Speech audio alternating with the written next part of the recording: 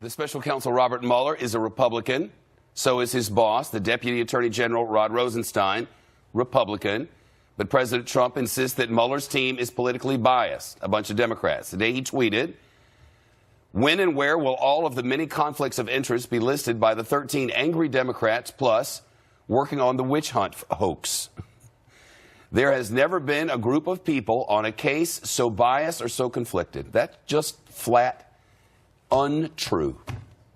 It's all a Democratic excuse for losing the election. Where is the server?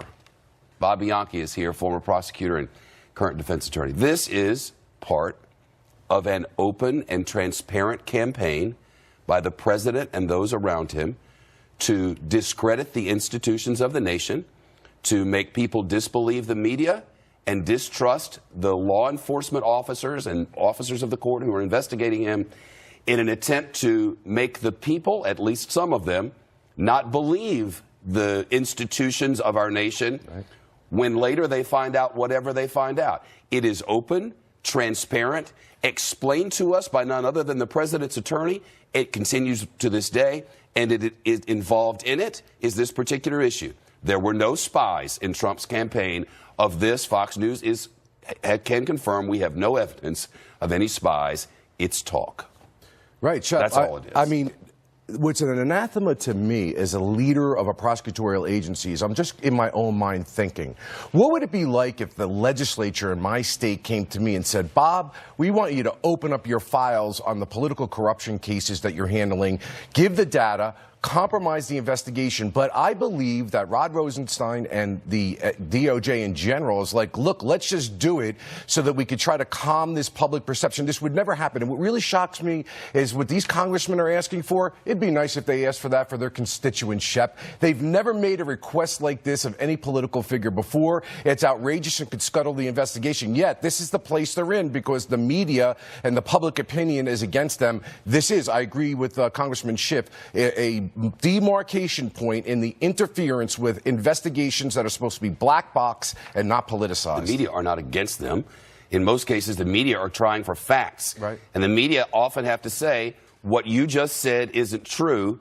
Here's what is true.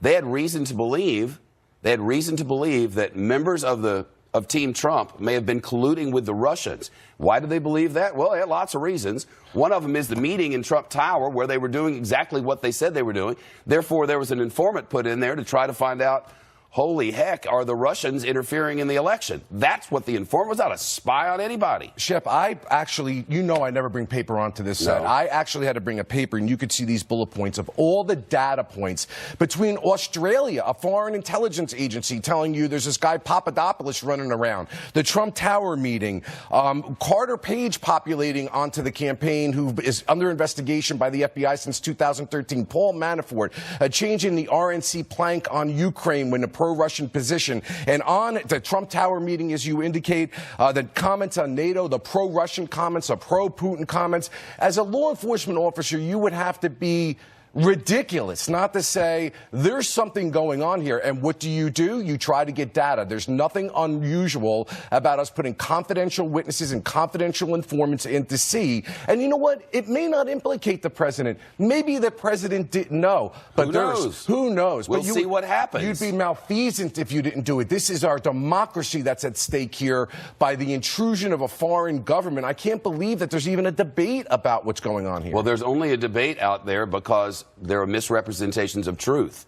If we follow the truth every single day, report without fear or favor, and stand up for the institutions of our state, we'll be better off. It's what the founders said we must do, that we must guard against the day when a group comes along to try to tear down the institutions of our we are a nation of laws, and no one is above that law. These are tried and true American things since time began. They are not political in any way. These are about fact-seeking, order, honor, and law. And you know why you know that, Shep, in this case? Because this is confusing to me.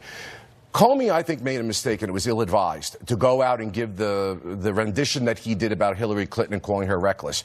While that's going on and the Trump investigation is heating up and there's a lot of hot data points and they're looking into it, they only kept it with 5 people at the highest level at the DOJ so that it would not leak out. And that was appropriate to do because that investigation was not complete. Yep. So if there was bias by those folks at that point in time, they would have released that data because it would have scuttled and killed that campaign. So, I mean, it benefited President Trump by not having that data released. They did not release it, yet they did with Hillary. So I don't get where this bias is coming from. Yeah, I just hope people will follow the facts because, you know, we're at an important point in American history.